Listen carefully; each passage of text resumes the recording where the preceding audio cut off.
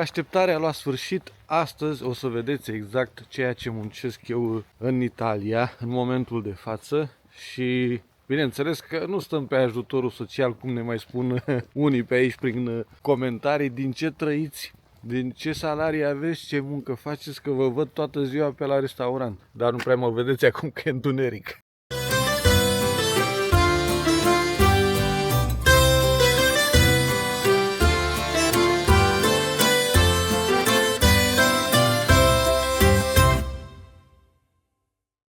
Bună dimineața, oameni buni! În sfârșit, după 4 luni de zile, reușesc și eu să-mi fac curaj să vă arăt o zi de muncă de la noul meu loc de muncă, pentru că mulți dintre voi așteptați un vlog de la noul loc de muncă de când am schimbat de anul trecut din octombrie și mi-ați cerut în comentarii să vă arăt ceea ce muncesc.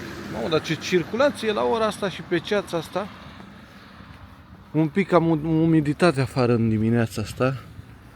Ceața, așa bine că nu plouă, asta este cel mai important, pentru că la munca care o fac eu în momentul de față, ploaia este cel mai mare inamic, cel mai periculos inamic. Așa că așteptarea a luat sfârșit. Astăzi o să vedeți exact ceea ce muncesc eu în Italia în momentul de față și bineînțeles că nu stăm pe ajutorul social, cum ne mai spun unii pe aici prin comentarii, din ce trăiți, din ce salarii aveți, ce muncă faceți, că vă văd toată ziua pe la restaurant. Dar nu prea mă vedeți acum că e întuneric. Sunt 7 grade afară, v-am zis că e umiditate, ceață și am și un pic de navetă de făcut până la muncă, mai exact 9 km pe dus, 9 km pe întors. În total fac undeva la 18 km pe zi până la muncă și înapoi. Nu este foarte departe, nici consumul de motorină nu este foarte mare, că, na, să zicem așa, o medie de 20 de km pe zi e ceva acceptabil, nu e nimic exagerat. Am făcut eu ani în urmă și mai mare naveta, mergeam la Interporto la Parma și făceam 35 pe sens, adică 70 de km pe zi de navetă. Acum 20 floare la ureche. 10 minutes later.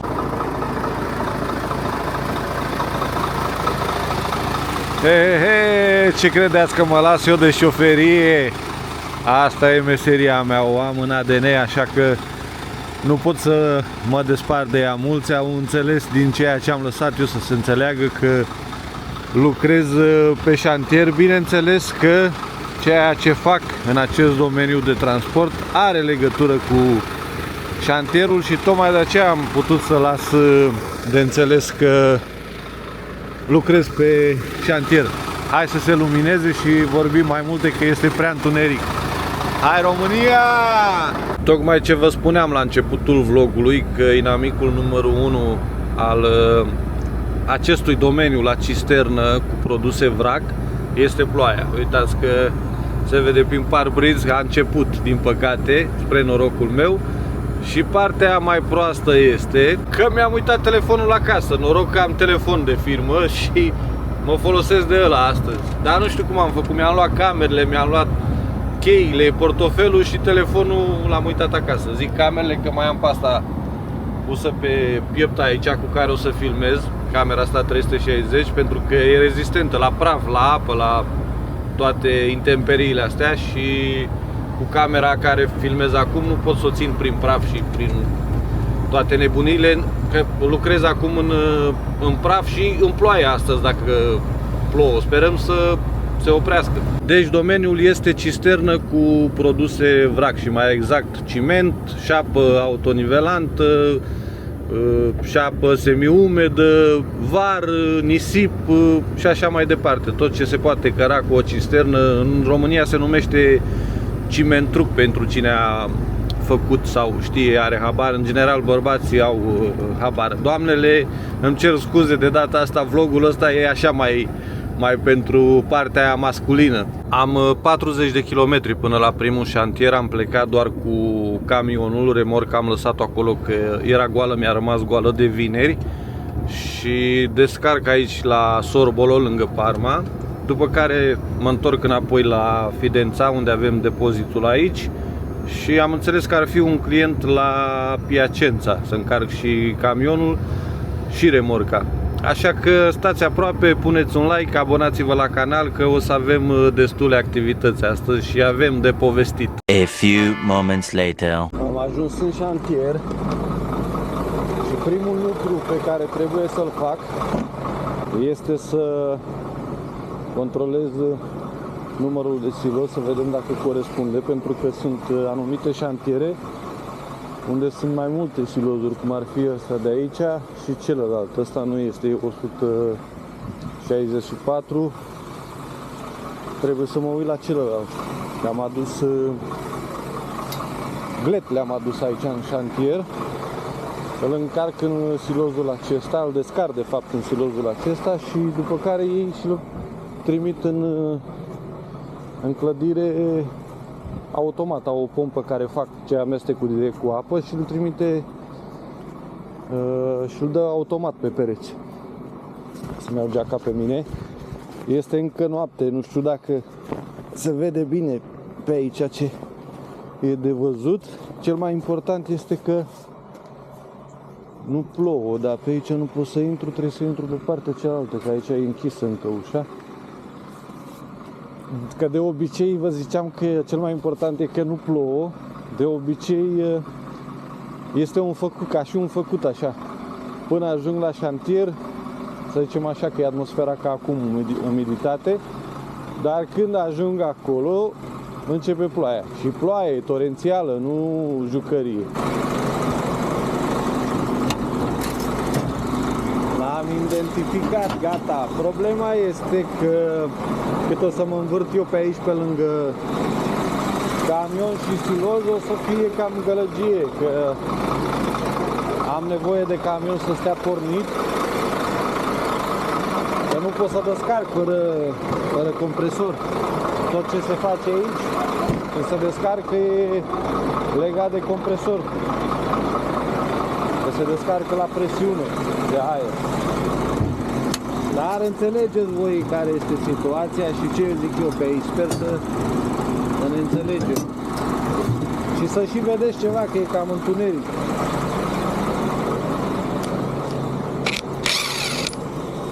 Așa. Hai să desfacem șuruburile.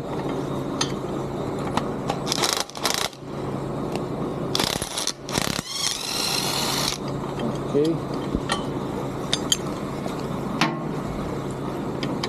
Era bun să fie avut un suport de pus pe cap pentru cameră, că era mult mai lejer, dar nu am decât ăsta de piept, așa, da? E bun și așa. Mai să punem și geaca asta. Desfac capacele astea pentru că aici vine tubul pe unde se încarcă silozul și aici o să vină un sac, un filtru care filtrează aerul care iese din siloz, să nu facem aici o prăfăraie, dar nu se mai înțelege om cu persoană.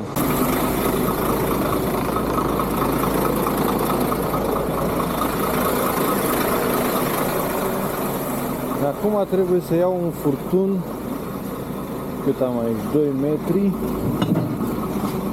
așa.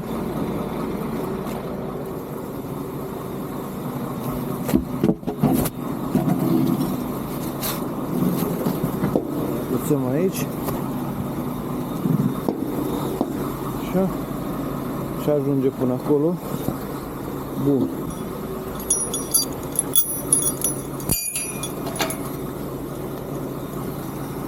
Și noi punem două garnituri.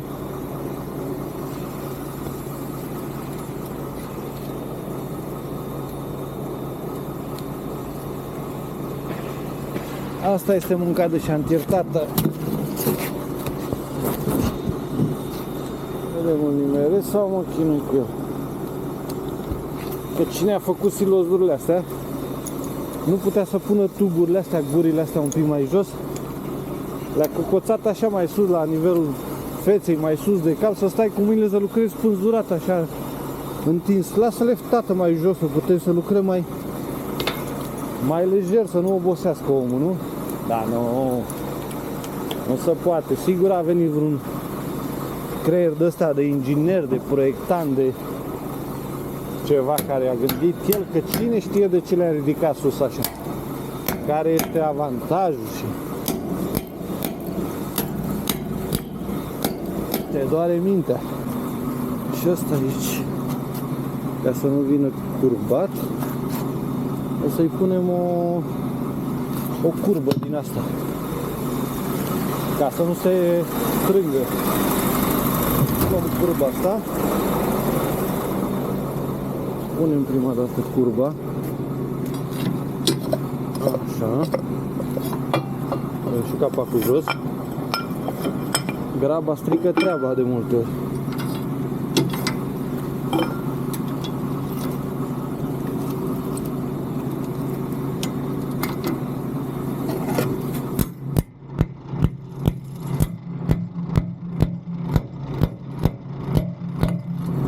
Am de treabă eu cu munca asta, nu jucării. Mai luăm două garnituri, două taliole și două bolțuri. Am de treabă serios, nu jucărie. Dar îmi place că sunt tot timpul în mișcare, în activitate. Nu mai stau ca la container, ca trântorul ăla pe scaun. Bine, era frumos și acolo că nu mă murdăream, stăteam curat, nu făceam efort, dar mai trebuie și efort pentru corp. Nu trebuie doar să stai ca trântor așa.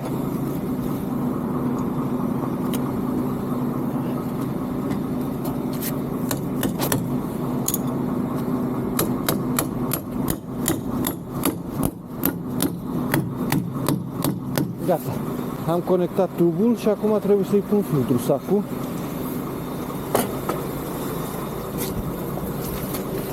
Asta de obicei trebuie să fie uscat, că dacă e ud pe din afară nu mai filtrează, nu mai iese aerul, că rolul lui este să oprească praful și să iasă doar aerul afară. Să nu deranjăm în ambient. Acum o să se cam prăfuiască camera, tocmai de aceea am și luat-o pe asta cu 360, că e rezistentă la apă, la praf, la după aia pot să o spăl și dacă mai auziți câte o lovitură de ceva se mai lovește, de silos, de o bucată de fier. Așa e când și muncești și vloguiești. Gata, l-am strâns bine. Deschidem gurile de aer din față. S-a umflat sacul. Normal sacul ăsta trebuia să am unul mai mare. Nu e bun că e cam mic, dar merge, nu e problemă.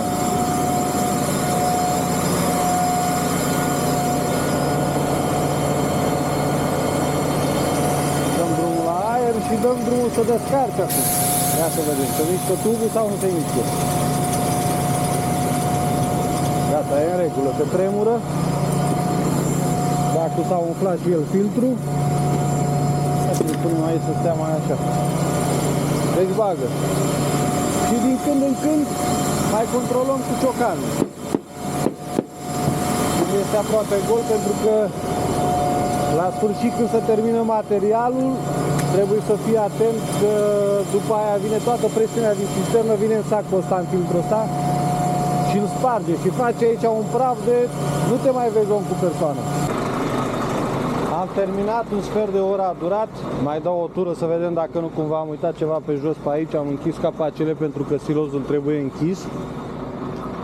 Am pus furtunul la loc, mi-am strâns culele, gata șantierul. Și eu zic că am nașpa astăzi de făcut vlog, că nu e soare, e ceață. Acum a început din nou să burnițeze așa, să vină câteva picături. Bine că am scăpat de la șantier și nu a plouat.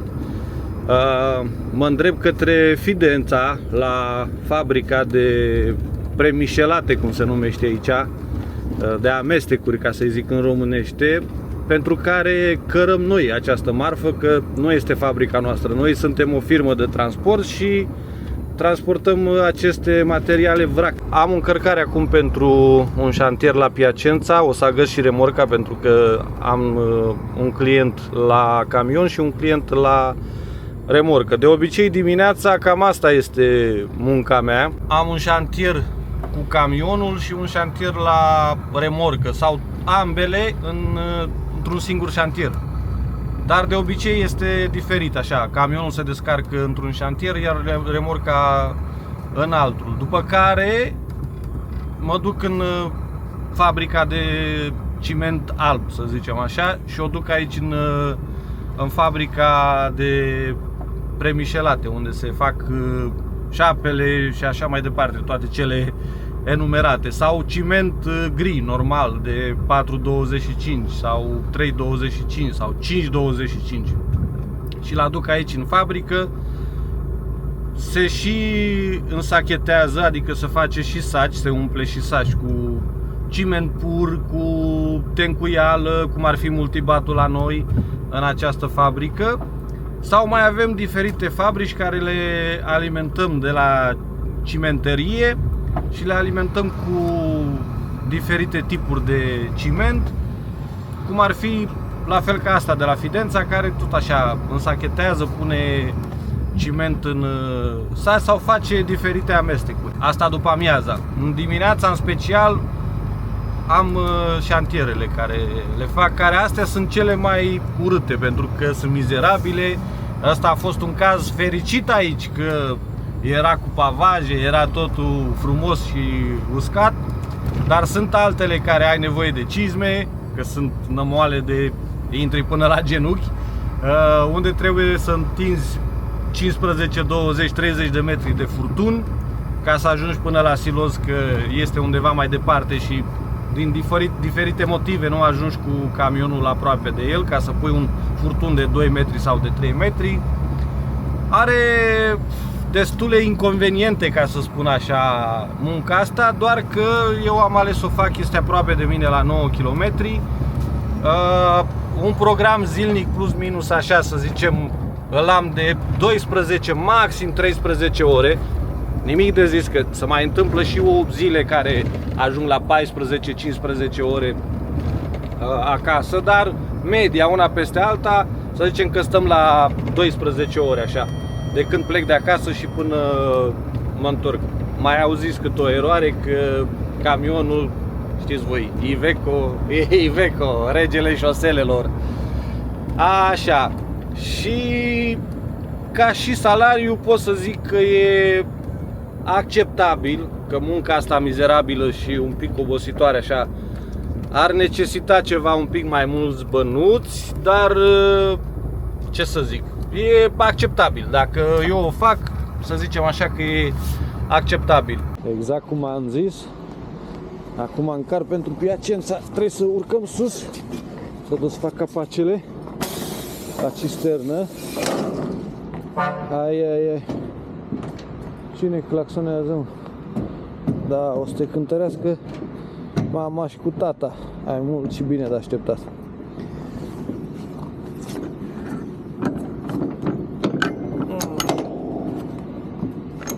Desfacem prima dată la camion și după aia desfacem la remorcă. Am agățat și remorca. Vă place modul de desfacere?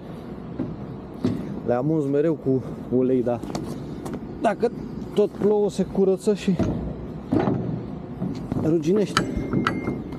O să le mai ung într-o zi cu soare.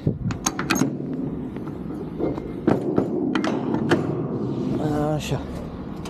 Hai să mergem la remorcă, să ne dăm jos ușor și cu grijă să nu ne accidentăm, că se poate întâmpla multe. Hop, hop, hop, hop, hop, hop, hop, hop, hop. Fac și sport totodată, nu mai îmi trebuie sală, nu mai îmi trebuie nimic. Da, uite, aici mai trebuie curățat cimentul ăsta. Dar când o să o spăl, îi dau cu acid și se curăță.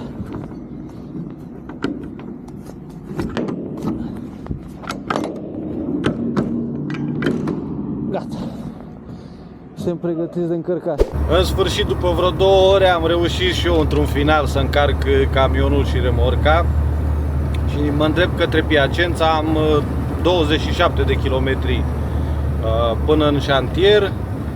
Normal trebuia să fac tot drumul național, dar pentru că pe Via Emilia, drumul ăsta național care duce către Piacenza la Pontenure, este un pod în lucru, în refacere, în renovare și are tot traficul oprit și pentru mașini mici și pentru mașini grele.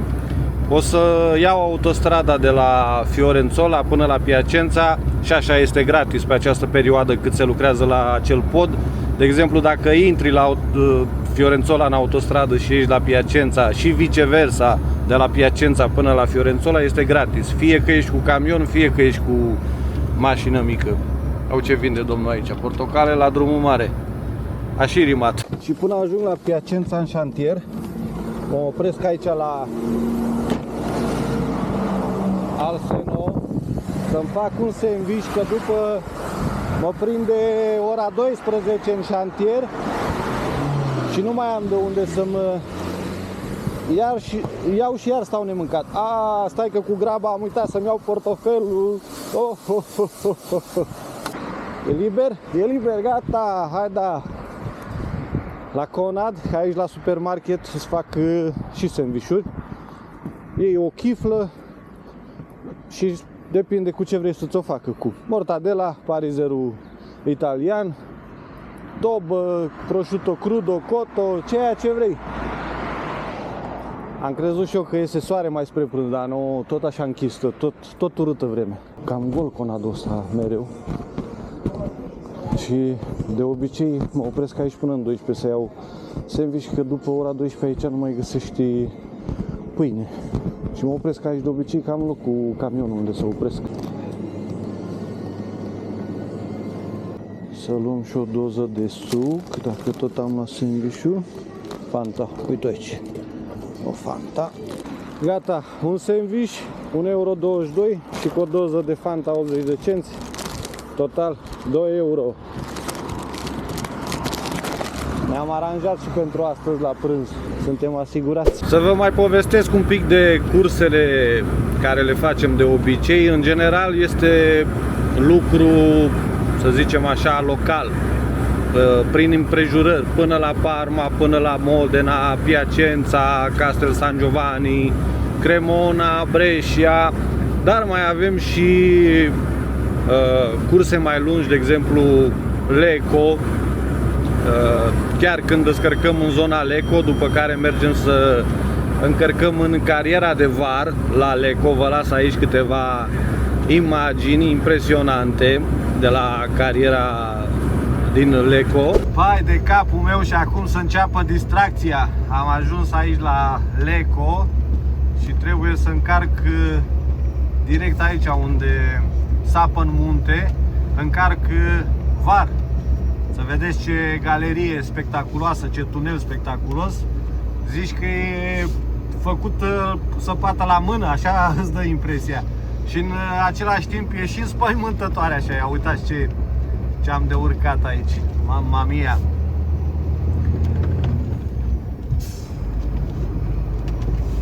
Aici când cobori, de obicei încărcăm 30-31 de tone de var aici. Când cobori, încingi frânele la maxim, le încingi. Dar ușor și cu grijă. Ia să vedem să nu vină careva de sus. E cam în loc așa aici. Cam mai mult în loc. Da. Oricum se oprește dacă vine de sus, că mă vede. Eu n-am vizibilitate. El are vizibilitate care vine de sus. Hai, Danaie! Dă-i să meargă! Se vede un pic zăpadă pe munți. E frumos, frumos, frumos. Aici, după curba asta, din câte știu eu, trebuie să fie semaforul. Da, este aici, uite. Ba da, ține ăsta, nu se încurcă, nu jucărie. Fiți atenți că e încă roșu. Deja am aproape un minut de când aștept aici. Uite, a ieșit o mașină acum. Și o cameră pe stânga acolo. În stânga aici, dacă o vedeți. care citește când vede când sunt mașini la semafor, să dea oprească în partea cealaltă, să dea verde aici. În sfârșit, ferească Dumnezeu! Mamă, intrăm în grotă, fiți atenți, dar să ridic geamul că se aude gălăgie mare. Pe cât e de frumoasă, pe atât e și de înspăimântătoare.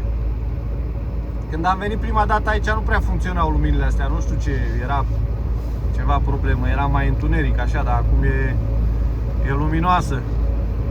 Deci că e făcută toată la mână, la târnăcop, așa îți dă impresia, ia uite. Mamă, mamă. Ce ziceți, vă place sau nu vă place? Eu când am văzut-o prima dată am rămas uimit așa la cum arată galeria asta, tunelul ăsta. Nu e mare, are undeva la 200 de metri, cred, ceva de genul. Sper să se vadă bine pe camere, că nu e atât de luminată și să se vadă bine pe video. Așa, și aici la stânga un pic de curbă și ieșim afară la lumină.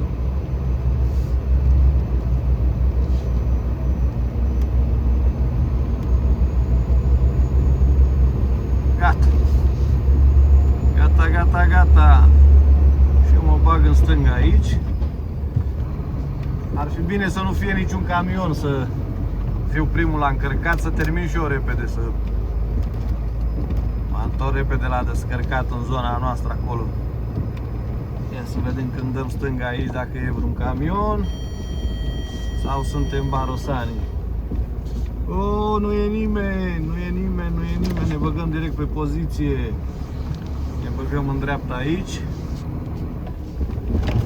Mamă, ușuret, ușuret. Gata, revenim după ce încărcăm.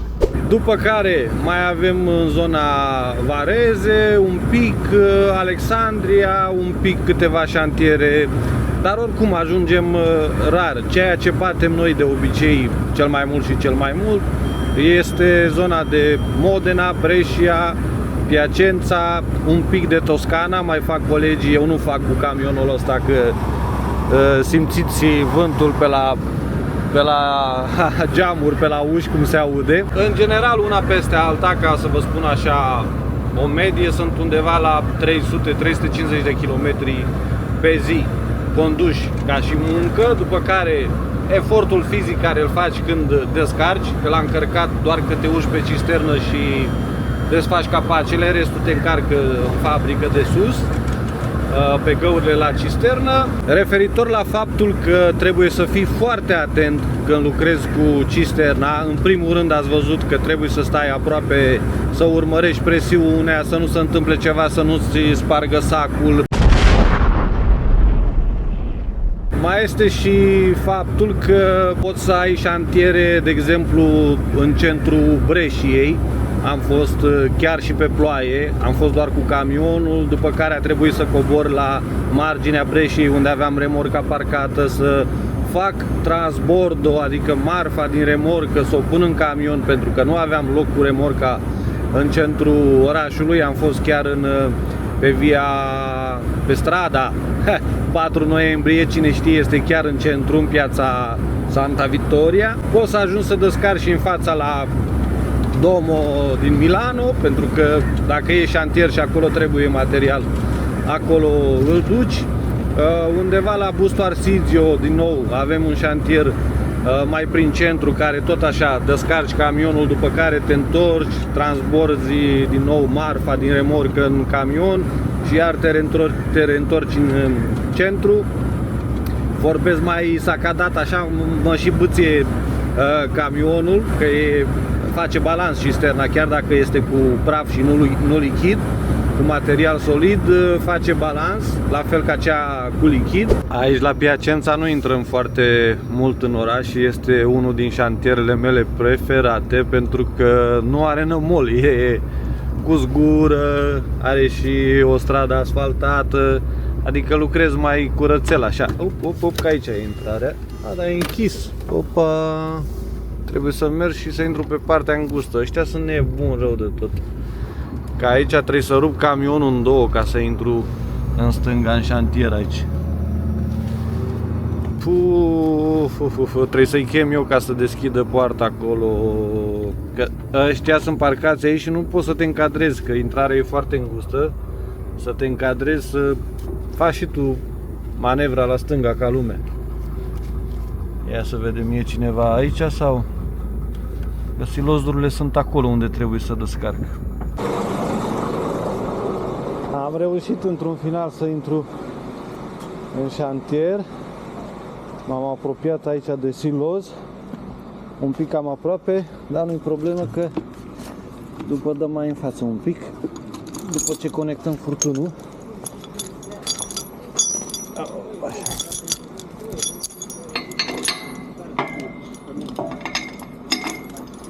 Și din nou aceeași procedură ca de dimineață. Conectăm furtunul, sacul pentru filtrat și dăm să pompeze.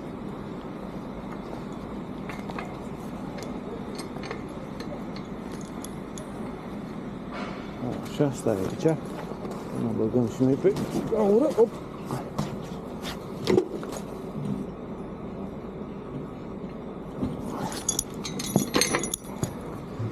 Problema e că cu materialul ăsta care îl descarc acum trebuie mare atenție, că trebuie descărcat la presiune mare.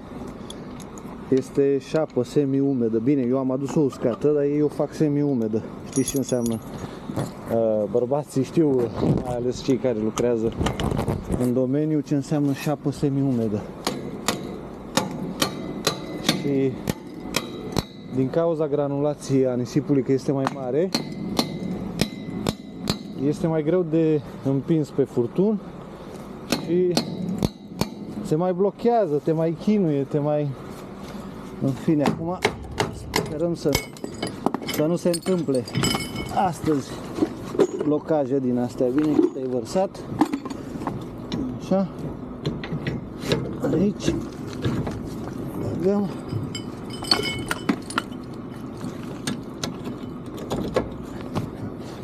Ok.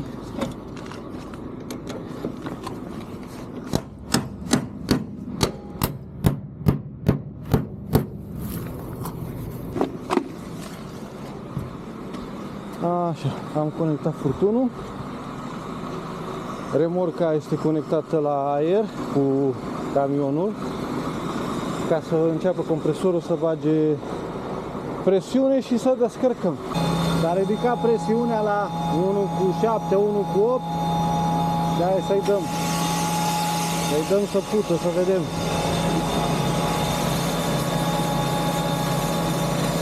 Hai că merge.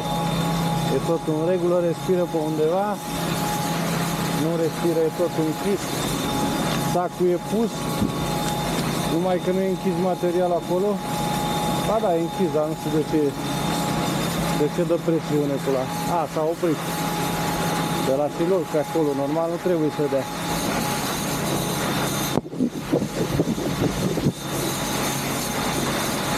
E problema lor, nu mă interesează pe mine. Eu să-mi descarc marfa și la revedere. Și acum trebuie să stăm să urmărim aici, cu ochii aici pe ceasuri și acolo pe sac, să nu dea praf, să... Na, dar deocamdată silozul este aproape gol, așa că are loc tot materialul. De obicei, când nu are loc materialul, atunci poate să spargă sacul, prea mare presiune, să umple sacul cu material, mai multe chestii. Cam 20 de minute, jumătate de oră până descarc remorca. De obicei, când este un material mai lejer, nu ca nisipul ăsta, nu ca și apa asta semi-umedă, se poate conecta de la camion un furtun către remorcă și ca să nu mai dezgăți, împingi materialul din camion prin furtun pe dedesubt și descarci în siloz.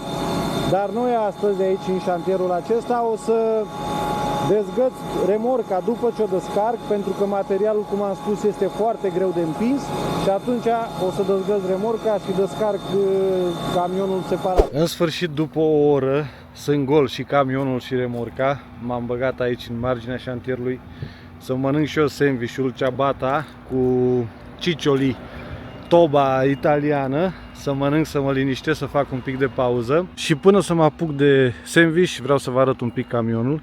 Este un Fiat din, nu mai știu ce an, 2000 și ceva, oricum, vechi rău de tot, Euro 3, are 1.500.000 de kilometri. Arată cam așa. Mi s-a promis la început la angajare că după 3, 4, 5 luni de zile maxim îmi va schimba camionul. Am plecat pe a 4-a lună, sperăm că se ține de cuvânt și în viitorul apropiat o să am și eu un alt camion, că ăsta e, săracul, îi ajunge. Și ca și consiliu pentru cei care încă n-au făcut tipul acesta de autotren și mai exact remorcă cu proțap, nu vorbim de autotrenul la 5-a roată, cel care are cu piridoc, de se învârte și piridocul, ăsta este cu proțap. Să știți că dacă aveți oportunitatea, se conduce la fel ca bilicul, adică la fel ca camionul cu capul tractor cu semiremorcă. Exact aceleași manevre, nu e nimic de speriat, nu este ca autotrenul la 5-a roată, este foarte simplu. Eu am făcut și a 5-a roată, am făcut și ăsta, am făcut și cap tractor cu semiremorcă. Am făcut cam de toate la viața mea, așa că nu vă speriați de ansamblul ăsta, pentru că e ușor de condus. Și nu e frumos să vă spun salariul pe care lucrez, că nu se cuvine. Este secret întotdeauna, dar vă spun doar atât. Dacă cumva vă oferă cineva vreun post de lucru și zice că e bine plătit sau vă place acest tip de muncă, mai exact cisterna asta care am făcut eu și ce v-am arătat în clipul ăsta, să vin șantier, să descarci în siloz și așa mai departe, să nu cumva să acceptați sub 2800 de euro. Și când spun 2800 de euro, celelalte separat, adică 13, 14, TFR, bani de concediu și așa mai departe. De la 2800 în sus. Nu vă spun cât câștig eu, dar fără bani ăștia să nu vă apropiați, că e muncă multă și multă răspundere, multă atenție trebuie. Hai, poftă mare! A few moments later. Am terminat și pauza, am și mâncat, am și cărcat camionul din nou cu ciment aici la Piacenza, la vreo 5-6 km de șantierul unde am descărcat, și o să descarc la Pontenure acum, la o fabrică de BCA, unde face BCA-uri. Aici trebuie să descarc eu ciment, la Xela fac BCA-uri de la Yutong. Mamă, la câta fabrică e! Și descărcăm în silozurile alea înalte mari acolo. Numai că aici este mult mai ușor decât în șantier, pentru că te conectezi la siloz cu furtunul, nu mai pui tu sacul la care silozul filtru, dai drumul la compresor și începi să pompezi una peste alta. Și aici mai durează o oră, 3 jumate, 4 jumate sunt gol aici, până ajung în partea cealaltă la Fidența să încarc, să face 5, mai durează acolo o oră plus minus ca să încarc pentru mâine, că așa se face în fiecare seară, se încarcă camioanele pentru a doua zi. Cam pe la 6 zic eu că scap astăzi, plus minus, cam așa ar trebui, cel târziu 6 să fiu gata. Am început dimineața la 6, termin la 6, undeva la 12 ore. Și altă chestie ce am mai uitat să mai precizez, să știți că la cisternă o să mergeți tot timpul cu greutatea la maxim, adică aproape la 46 de tone 200, cât este permis în Italia, pentru că știți cum e, ei sunt plătiți și la kilometru, dar și la greutate, la cât cară. Cu cât cară mai mult, cu atât încasează mai mult. Se pare că din 12 ore care le-am calculat eu s-au transformat în 13. Asta e, nicio problemă, se întâmplă. Mergem acasă că avem o foame de lup. The next day. Hai ca seară, n-am mai avut timp să fac încheierea la video. Acum am parcat camionul la mine în oraș, aici la Fiorențola, pentru că am o descărcare la un șantier aici în centru. Dar numai că este ora 12 și merg și ei în pauză, cei de la șantier. Și cu ocazia asta, până la 1 și jumătate, 2, merg să mănânc și eu acasă, dacă tot s-a nimerit așa. Și merg și la tabacherie până să ajung acasă, pentru că am un colet de ridicat. A few moments later. Hai că nu puteam să închid vlogul. Eu sunt la descărcat la mine în oraș aici și nu puteam să închid vlogul așa fără să filmez și ei, să-mi rămână amintiri. Poliția municipale, Avem camionul aici, șantierul aici. Acolo este centrul istoric. Da, hai să dăm drumul la treabă. Giorgio Armani, România. Dăm drumul ușor, ușor la situație. Aici am pus mai mulți metri, vreo 12 metri.